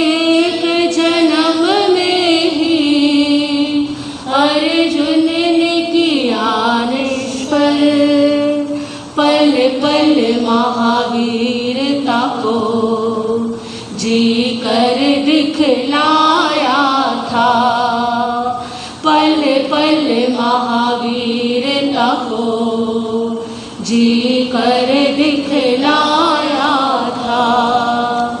अर्जुन मुनि ने तप का वो सूर्य उगाया था, साधना से कर्मों के सागर को सुखाया था, साधना से कर्मों के सागर को सुखाया था। 6 माह तक बेले बेले पारना करते हुए, अनेक प्रकार के कष्टों को सहते हुए अर्जुन अणगार जो भी रूखा सूखा भिक्षा में मिलता, बासी भोजन भिक्षा में मिलता, उसे लेकर के आते, भगवान महावीर को दिखाते, और एकांत में जाकर के जिस प्रकार से सांप बिल में सीधा घुस जाता है, उसी प्रकार उस रूखे भोजन को भी बिना स्वाद लिए सीधा भीतर ग्रहण कर लगते। यानी कि क्या होता है, जब भूख लगती है तो रूखा भोजन भी क्या लगता है, उसमें भी रस आ जाता है। क्योंकि रस किसमें, भोजन में नहीं है, रस कहाँ है, भूख में है। अगर आपका पेट भरा हुआ है तो आपको सुस्वादु भोजन भी क्या लगेगा। कभी आपने पेट भर के भोजन कर लिया, बहुत अच्छे से तृप्त हो गए, भोजन कर लिया है, पेट भरा हुआ है, और आपके सामने कोई आपकी मनपसंद डिश लेकर के आ जाए, तो भी आप क्या कहते हैं, अरे अभी मन नहीं कर रहा, क्योंकि रस कहाँ है, भूख में है। और यदि भूख लगी हो और उस समय में रोटी मिल जाए, सब्जी भले ही ना हो, वो रोटी भी क्या लगेगी, वो मीठी लगेगी। लेकिन अर्जुन अनगार कहते हैं, सोचते हैं कि मुझे ये रूखा सूखा भोजन भी क्या नहीं करना, इसका भी मुझे रस नहीं चाहिए। ये भी किस लिए है, इस शरीर को चलाने के लिए है। तो उसे ग्रहण कर लेते और ऐसे समता भाव को धारण करते करते 6 माह बीत गए। किसी समय भगवान महावीर राजगृह से विहार करके जनपद देश में विचरण करते हुए धर्मोपदेश कर दे रहे थे। उस समय अर्जुन अणगार को अपनी आत्मा को निजानंद में रमाते हुए पूरे 6 महीने हो चुके थे। तो उस समय 6 महीने का चारित्र पाल करके शरीर अत्यंत कृश हो गया, क्योंकि पहले भी ठीक से शरीर की संभाल नहीं हुई थी और संयम लेने के पश्चात भी तपस्या में लग गए, पारणा भी ऐसा ही मिला। तो 6 महीने में शरीर जो है वो कृश हो गया। तो अर्जुन अनगार ने चिंतन किया, अब और तपस्या इस शरीर से संभव नहीं है। तो प्रभु महावीर की आज्ञा लेकर के संलेखना कर ली, संथारा कर लिया। 15 दिनों का संथारा जो है वो उन्हें आया और उन 15 दिनों के संथारे में कुल मिलाकर के ये 6 माह में ही 15 दिनों का संथारा पूर्ण हुआ। अंतिम समय में अर्जुन मुनि ने अपने संपूर्ण घनघाती कर्मों का क्षय करके सिद्ध बुद्ध और मुक्त हुए। बोलिए महासमताधारी अर्जुन अनगार की।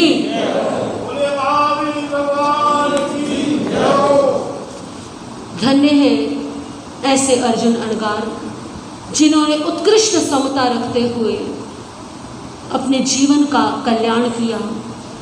लगभग 6 महीने में कर्म बांधे और 6 महीने में उन कर्मों के साथ साथ जो जन्म जन्मांतर के कर्म थे वो भी नष्ट कर डाले। आर्य श्री जम्बू स्वामी निवेदन करते हैं अपने गुरु आर्य श्री सधर्मा स्वामी के चरणों में, प्रभु छठे वर्ग के 3रे अध्ययन में जो आपने फरमाया वो मैंने आपके श्रीमुख से श्रवण किया। आगे की वाचना के लिए मेरा मन बड़ा ही लालायित है। आर्य श्री सधर्मा स्वामी ने वर्णन किया है जम्बू, उस समय जो राजगृही नाम की नगरी थी वहाँ गुणशील नाम का उद्यान था, वहाँ श्रेणिक नाम के राजा राज्य करते थे। उन दिनों वहाँ पर काश्यप नामक गाथापति निवास करते थे। जिस प्रकार से मंकाई गाथापति ने दीक्षा धारण की थी उसी प्रकार से काश्यप गाथापति ने भी भगवान की वाणी सुनकर वैराग्य पाकर दीक्षा धारण की।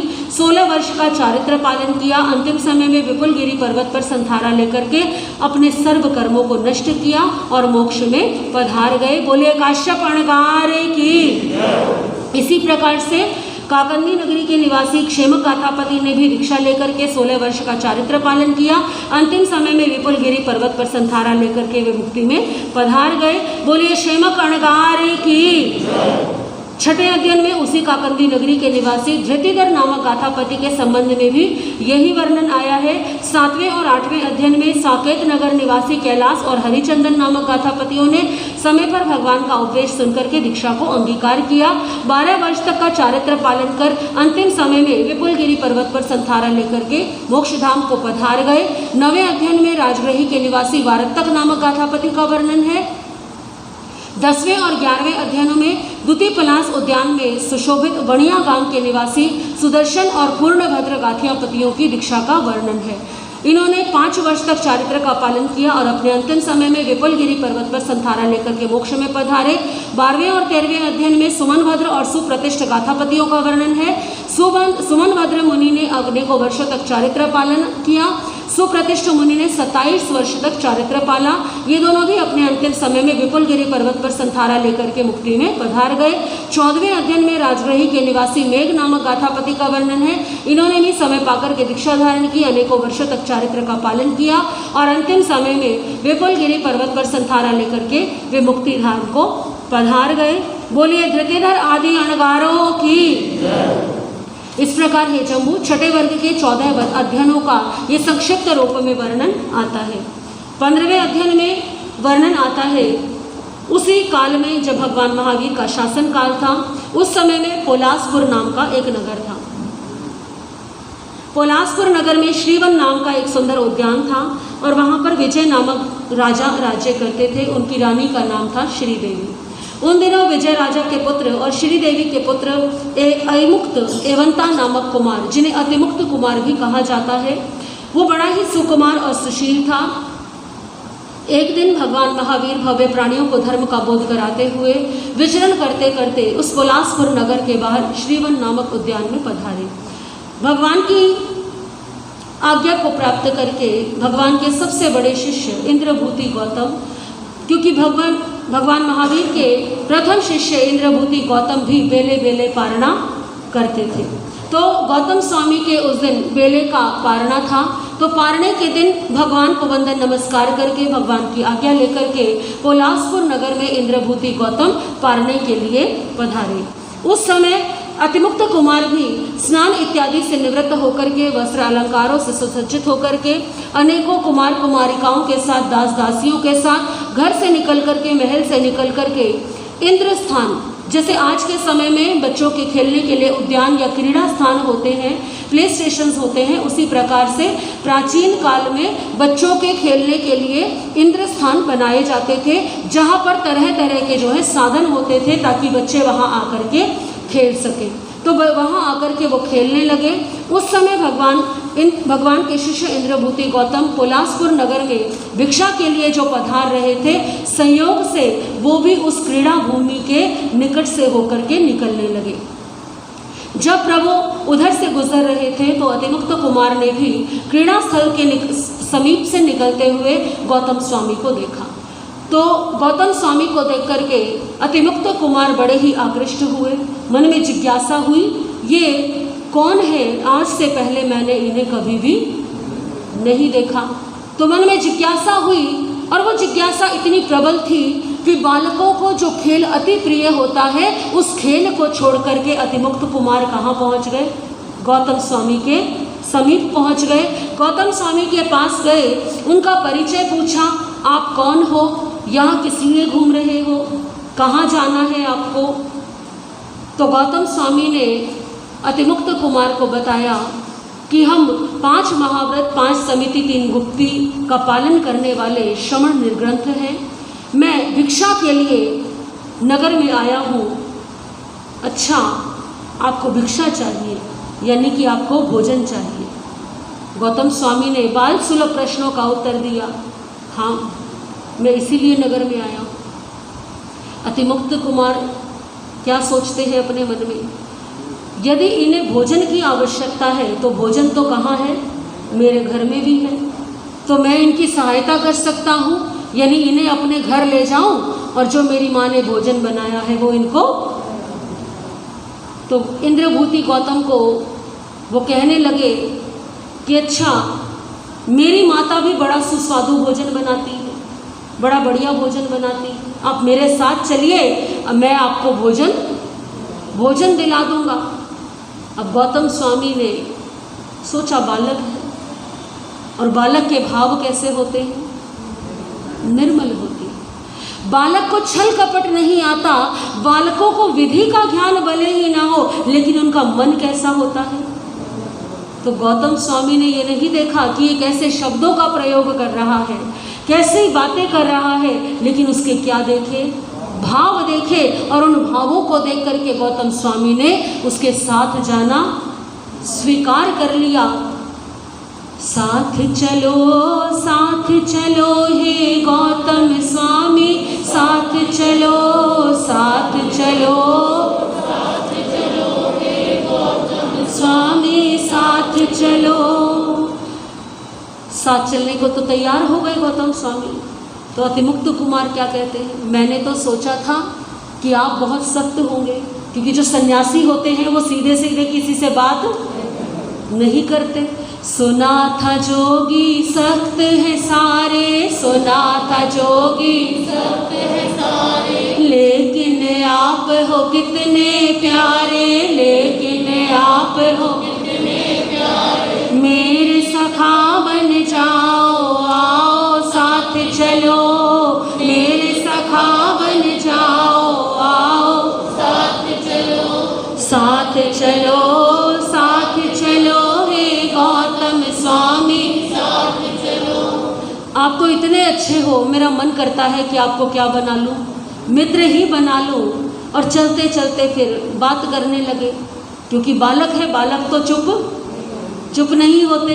ऐसा नहीं कि गौतम स्वामी चल रहे हैं तो चुपचाप साथ चले, बीच बीच में जो है सोच रहे हैं और गौतम स्वामी से बोले जा रहे हैं अतिमुक्त कुमार, आपके दर्शन जब पाएगी, आपके दर्शन जब पाएगी मेरी माँ खुश हो जाएगी, मेरी माँ खुश हो जाएगी, उसका हृदय खिलाओ, आओ साथ चलो उसका खिलाओ, आओ साथ चलो साथ चलो साथ चलो हे गौतम स्वामी साथ चलो।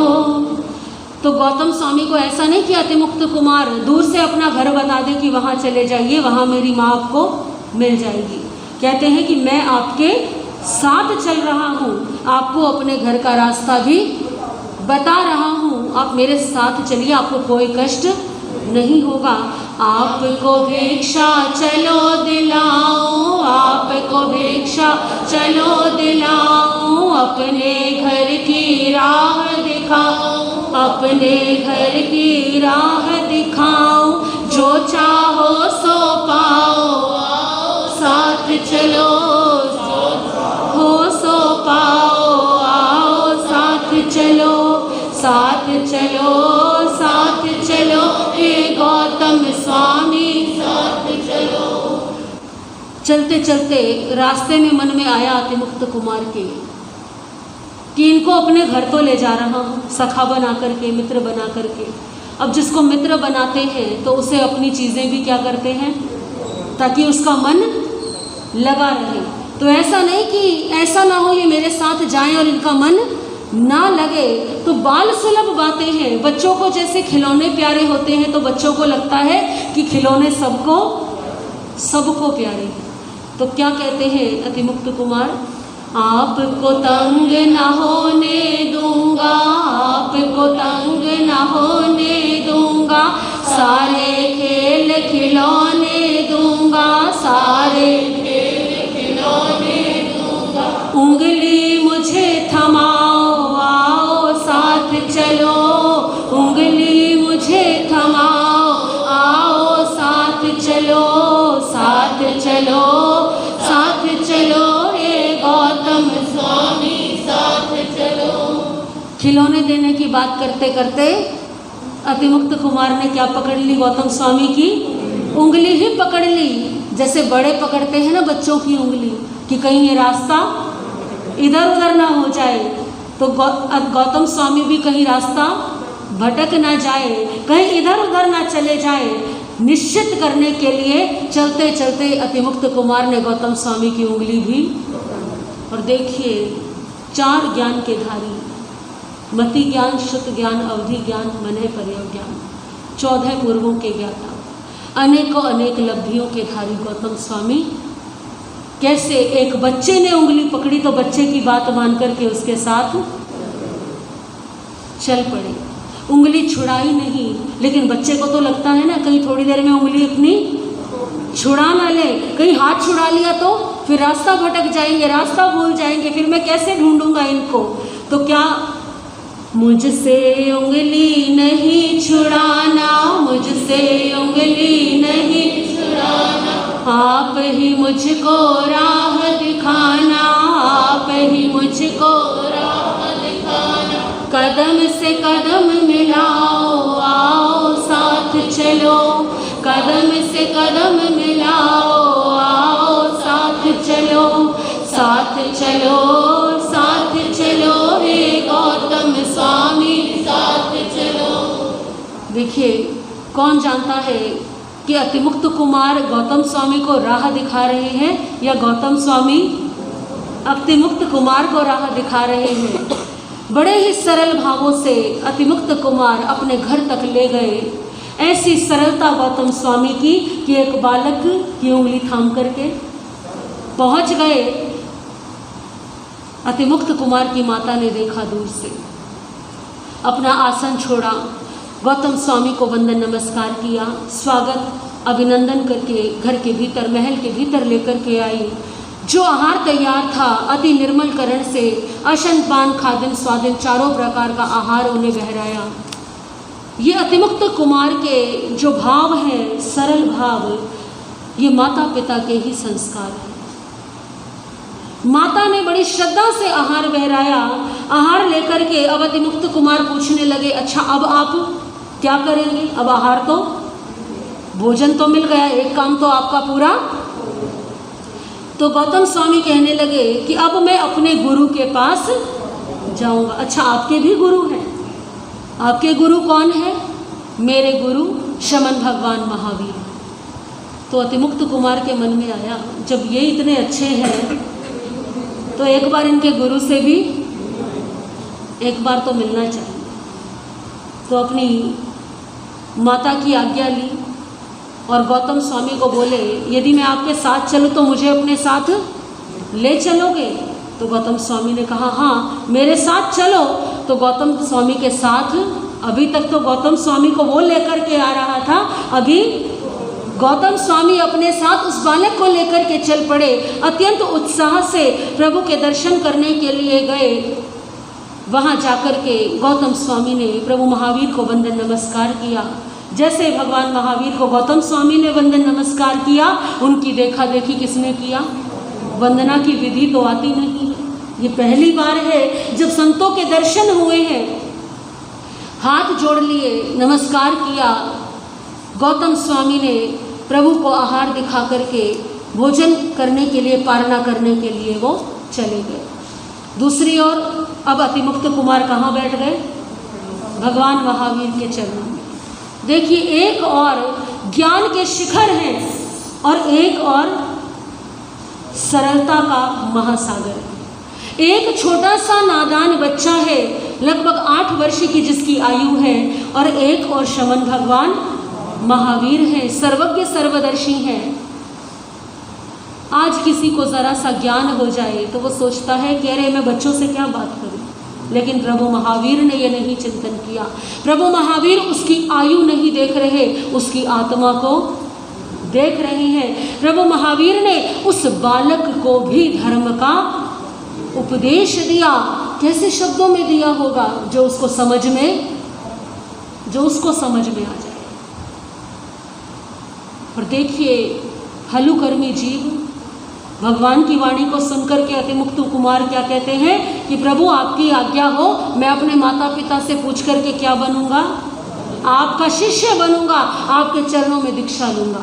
प्रभु कहते हैं कि जैसा तुम्हें सुख हो वैसा करो। घर आ गए अतिमुक्त कुमार, अब माता पिता के पास आ गए।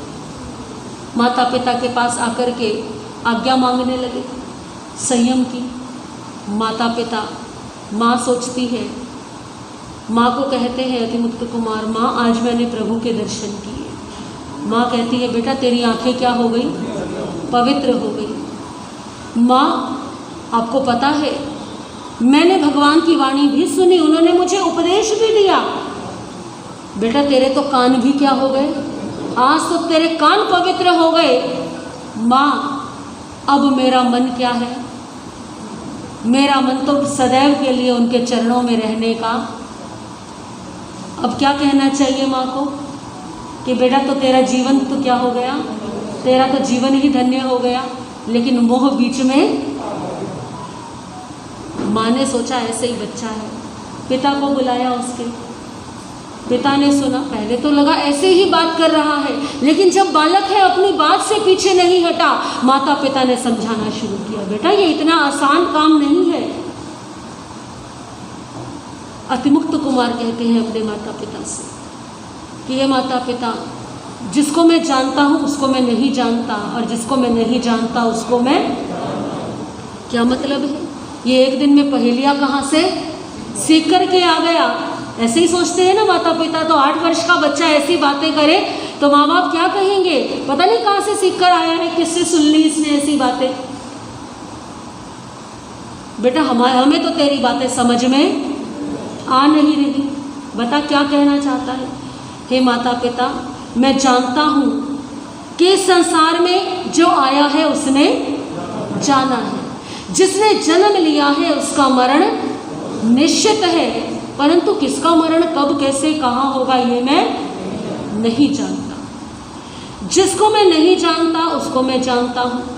मैं नहीं जानता कि जीव कैसे नरक में जाता है, तिर्यंच में जाता है, सदगति में जाता है, दुर्गति में जाता है, ये तो मैं नहीं जानता, क्योंकि अभी इतना ज्ञान मुझे नहीं है। परंतु इतना ज़रूर जानता हूँ कि जिसके जैसे कर्म है वैसे ही उसको गति।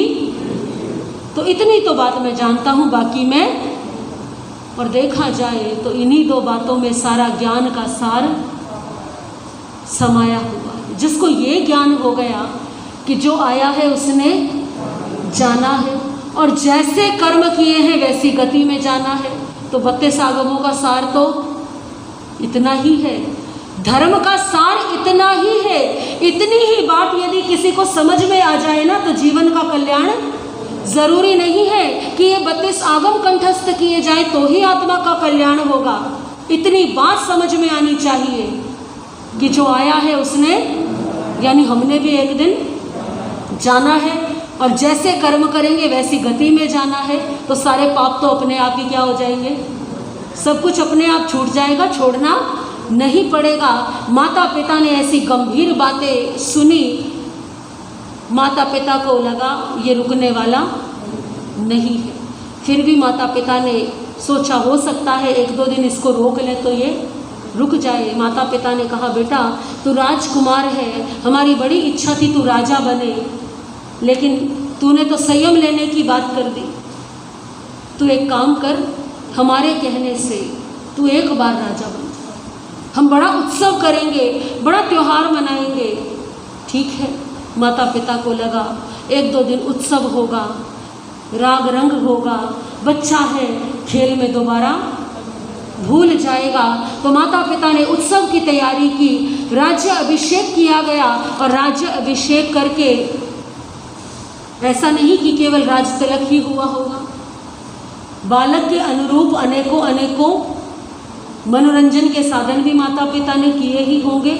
सब कुछ करके देख लिया, लेकिन राज्य अभिषेक होते ही अतिमुक्त कुमार ने अपने माता पिता से कहा अब मैं राजा बन गया हूँ, अब मेरी आज्ञा है कि मेरे संयम ग्रहण की तैयारी की जाए। माता पिता समझ गए कि अब मोह रखने से कोई लाभ होने वाला नहीं है। दीक्षा महोत्सव की तैयारियां करवाई गई और जिस प्रकार से अन्य दीक्षार्थियों ने संयम अंगीकार किया था, उसी प्रकार से अतिमुक्त कुमार ने भी संयम अंगीकार कर लिया। अंतर केवल इतना है कि अब तक संयम अंगीकार करने वाला कोई साधक 16 वर्ष का था, कोई अपने जीवन के सभी सुखों को भोग चुका था, अपनी आयु के मध्यम भाग में था, कोई उत्तर भाग में था, परंतु ये पहला ऐसा प्रसंग है जब 8 वर्ष का बालक क्या ले रहा है, दीक्षा ले रहा है। लोग देख रहे हैं ऐसी आश्चर्यकारी घटना को, परंतु लोगों को क्या दिख रहा है, शरीर की अवस्था दिखती है। आत्मा तो क्या है, अजर अमर अविनाशी है। जीवन के किसी भी पल में वैराग्य उमड़ सकता है, जीवन के किसी भी पल में वैराग्य उमड़ सकता है।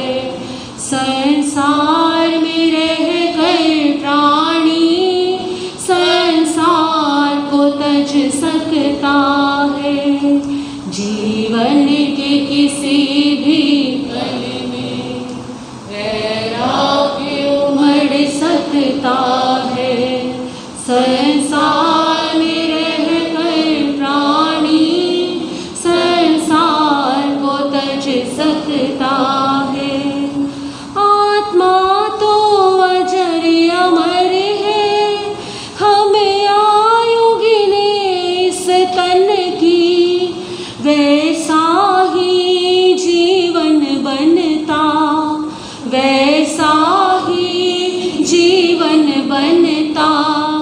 जैसी धारा चिंतन की जो खुद को समझ सकता है वो सब को समझ सकता है। संसार में रह कर प्राणी संसार को तज सकता है, संसार को तज सकता है। सब देख रहे हैं, एक छोटा सा बालक है, परंतु प्रभु महावीर देख रहे हैं एक चरम शरीरी जीव है, इसी भव में मोक्ष जाने वाला है। और देखिए, ये आवश्यक नहीं है कि 60 वर्ष की आयु आ जाए तो वैराग्य हो ही जाए। किसी को कम आयु में भी वैराग्य हो सकता है, समझ आ सकती है, और हो सकता है इंद्रियां शिथिल हो जाए, आयु 60-70 वर्ष की हो जाए और तब भी भोगों से मन ना भरे, क्योंकि आत्मा के संस्कारों की कोई आयु नहीं। संयम अंगीकार कर लिया, प्रभु ने संयम दे दिया, अध्ययन करने लगे, तपस्या करने लगे, सामायिक से लेकर के 11 अंग तक का अध्ययन किया, अनेकों वर्षों तक चारित्र पालन किया, गुण रत्न संवत्सर आदि तपस्याएं की। अतिमुक्त अणगार के जीवन का एक और प्रसंग है जिसके बिना ये वर्णन अधूरा है। हर बार सुनते हैं परंतु हर बार इतना ही आनंद आता है। ये उस समय की घटना है जब अतिमुक्त अणगार ने संयम लिया ही था।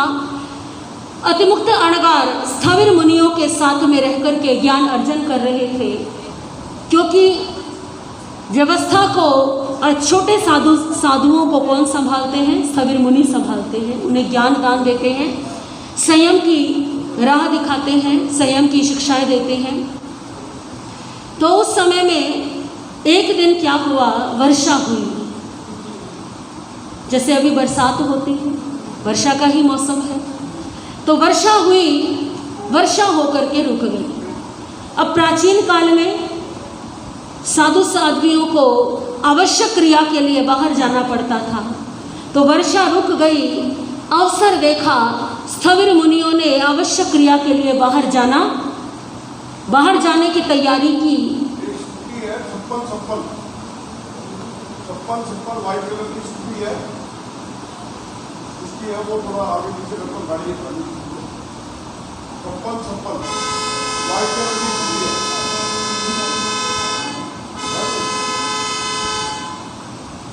उस समय स्थविर मुनियों के साथ जाने के लिए अतिमुक्त अणगार भी तैयार हो गए। अब स्थविर मुनि अतिमुक्त अणगार को लेकर के चल पड़े आवश्यक क्रियाओं से निवृत्त होने के लिए। अब उपाश्रय से बाहर निकले तो आगे जाकर के जैसे कि बरसात होती है तो क्या होता है, गड्ढों में पानी भर जाता है। नगर के बाहर निकल गए, अब जगह जगह गड्ढे बने हुए थे और उन गड्ढों में बारिश का पानी रुका हुआ था। अब उस पानी को देख करके अतिमुक्त अणगार, अब बाल मन है, मन में क्या आया, क्या करूं, इस पानी में तो क्या करनी चाहिए, नाव तिरानी चाहिए। अब नाव कहाँ से लेकर के आए? नाव अपने पास जो पात्रे की जोड़ थी वो खोली, जो छोटी सी पात्री थी वो निकाली, लकड़ी का पात्र है और वो पानी में। अब स्थविर मुनि तो आगे निकल गए और वो पीछे ही बैठ करके उससे खेलने लगे, उसको तिराने लगे, कभी इधर भेजते हैं कभी उधर भेजते हैं। स्थविर मुनि आवश्यक क्रियाओं से निवृत्त होकर के वापस लौटे, देखा तो दृश्य देखा कि ये तो क्या कर रहे हैं। अतिमुक्त अणगार को संकेत किया, ऐसा नहीं करना, चलो पात्री निकालो, ये तो दोष लगा है, साधु को ऐसा नहीं करना। ऐसे कठोर शब्दों में समझाया। चलते चलते आपस में स्थविर मुनि चर्चा करने लगे।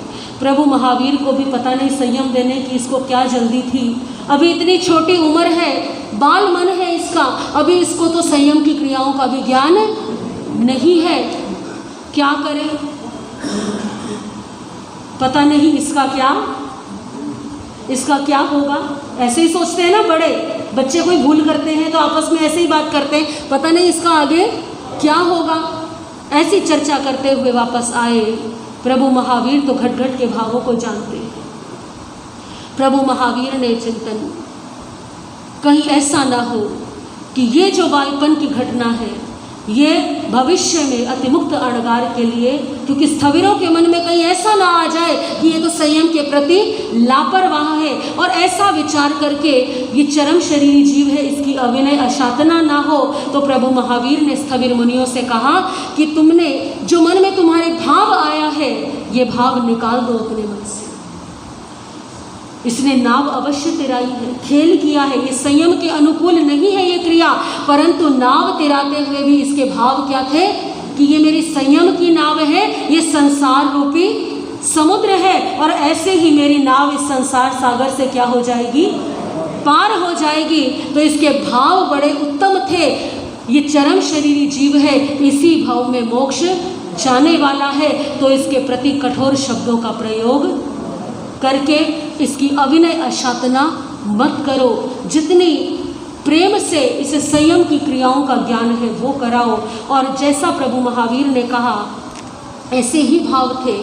जिस समय वो पात्र तिराया पानी के अंदर, भाव क्या है अतिमुक्त अणगार के, नाव चली लहराती मेरी नाव चली लहराती, मेरी नाव चली लहराती,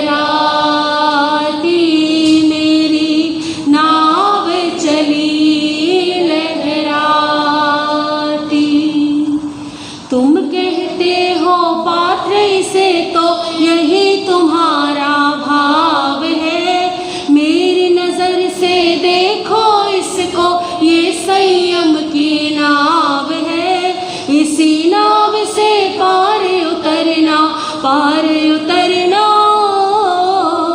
इसी नाव से पार उतरना, सबको यही सिखाती मेरी नाव चली लहराती, मेरी नाव चली लहराती। अतिमुक्त अणगार चिंतन करते हैं कि सबके लिए ये पात्र है, मेरे लिए क्या है, ये संयम की नाव है, इसी से मेरा जीवन पार उतर जाएगा। देखने में तो बड़ी छोटी सी है ये, लोगों को क्या लगता है इतनी छोटी सी नाव से कोई कैसे पार उतर जाएगा, परंतु मैं जानता हूँ कि जैसे दिल बड़ा होना चाहिए वैसे ही ये नाव भी क्या है, बड़ी विशाल है। मोह माया के सूखेपन को सबको हटा करके ये आत्मा को कल्याण का मार्ग दिखाती है। दिखने में ही छोटी है ये नौका, बड़ी कमाल है। दिखने में ही छोटी है ये नौका, बड़ी कमाल है। आओ आओ सब आ जाओ, इसका हृदय विशाल है। मोह माया के सूखेपन को, सूखेपन को, मोह माया के सूखेपन को खोकर सब कुछ पाती मेरी नाव चली लहराती,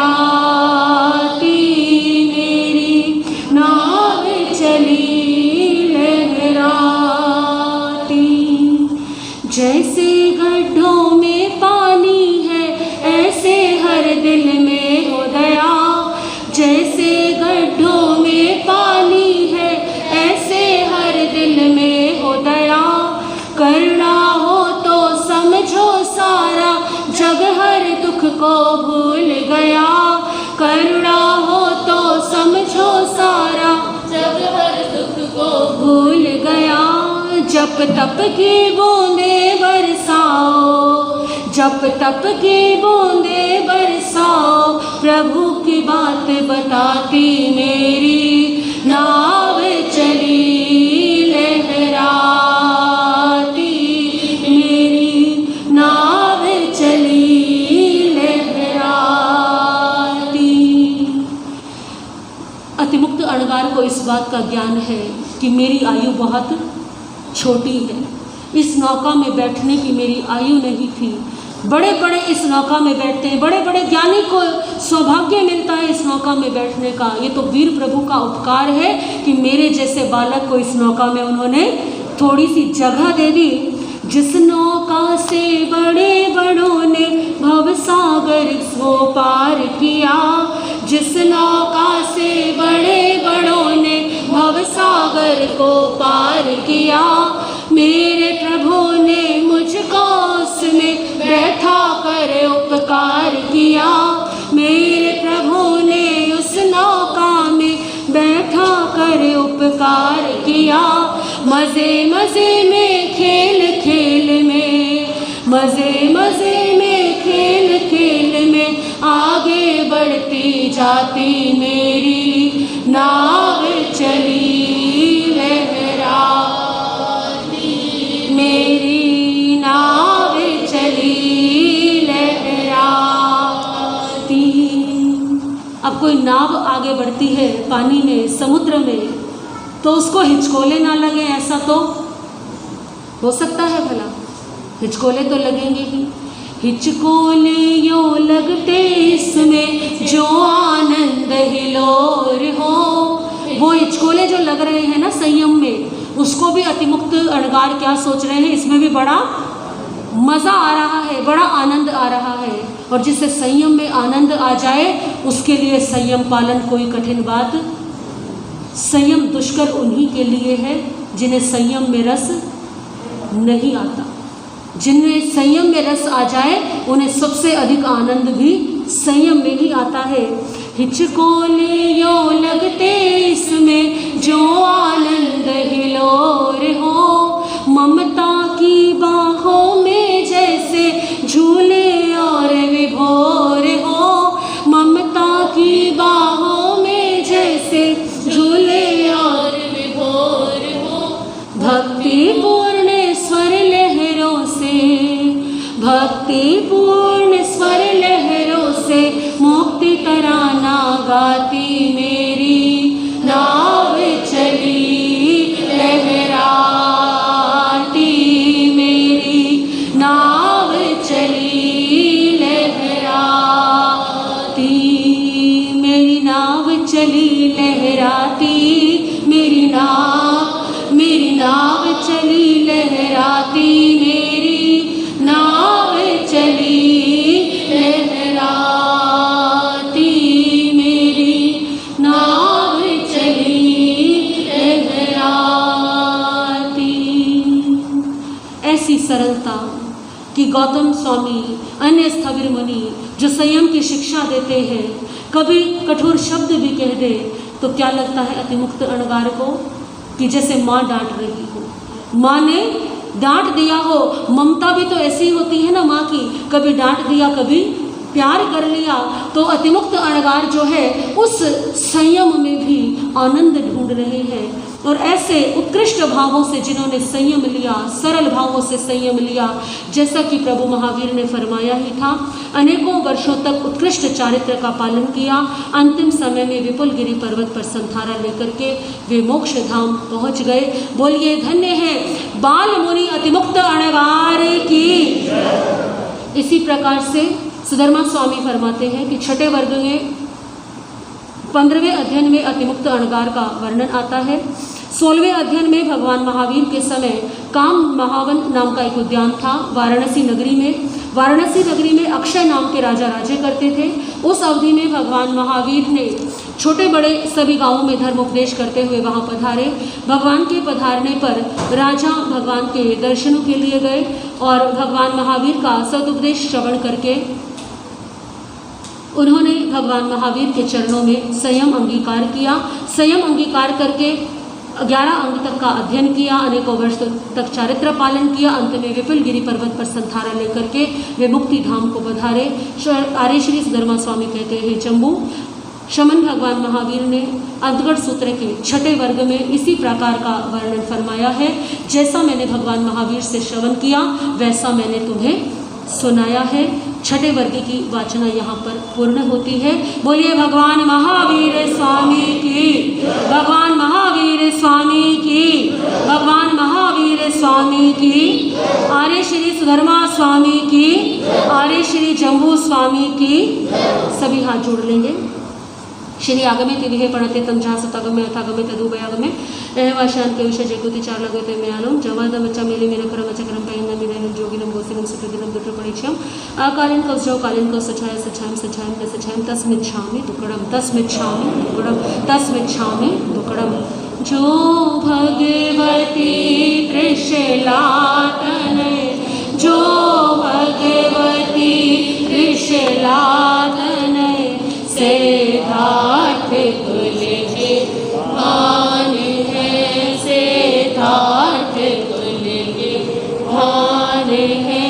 लिया जन्म क्षत्रिय कोंड में, लिया जन्म क्षत्रिय कोंड में, प्रिय नाम श्री वर्धमान है, प्रिय नाम श्री वर्धमान है।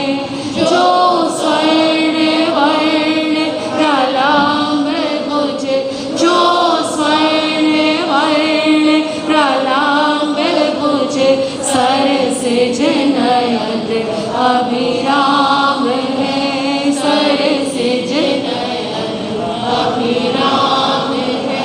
करुणा सदन मर्दन मदन, करुणा सदन मर्दन मदन, आनंदमय गुणधाम है, आनंदमय गुणधाम है।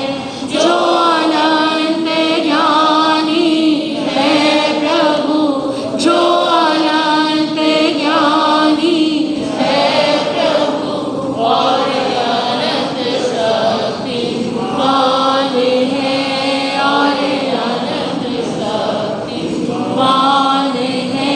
किस मुख से गुण वर्णन करूं, किस मुख से गुण वर्णन करूं, मेरी तो एक ज़बान है, मेरी तो एक ज़बान है। योगेंद्र मुनि चिंतन निरत, योगेंद्र मुनि चिंतन निरत, जिनको कि आठों याम है, जिनको कि आठों याम है। उन वर्धमान जिनेश को, उन महावीर जिनेश को, मेरा सदा प्रणाम है, मेरा सदा प्रणाम है, मेरा सदा प्रणाम है। बोलिए भगवान महावीर स्वामी की। पर्युषण महापर्व का आज छठा दिन है। आज की प्रभावना के लाभार्थी हैं श्री आनंद जैन पंजाबी बाग, श्रीमती निर्मला जैन, श्री अतल चंद जी जैन पंजाबी बाग।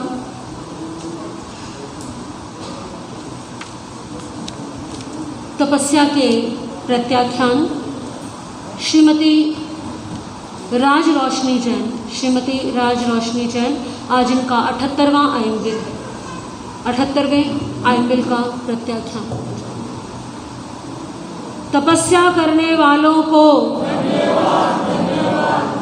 श्री अरुण जैन करमपुरा, श्री अरुण जैन करमपुरा 78वें एकासने का प्रत्याख्यान। तपस्या करने वालों को दोनों ही श्रीमती राज रोशनी जैन, धर्मपत्नी श्री राधे श्याम जी जैन और अरुण भाई ने तपस्या की खूब बहार जो है आई हुई है। इनके कारण आयनबिल और एकासन की लंबी तपस्याएं कर रहे हैं। जिन शासन देव से प्रार्थना है कि इनको तपस्या में सुख साता बनी रहे। आज जिनके 6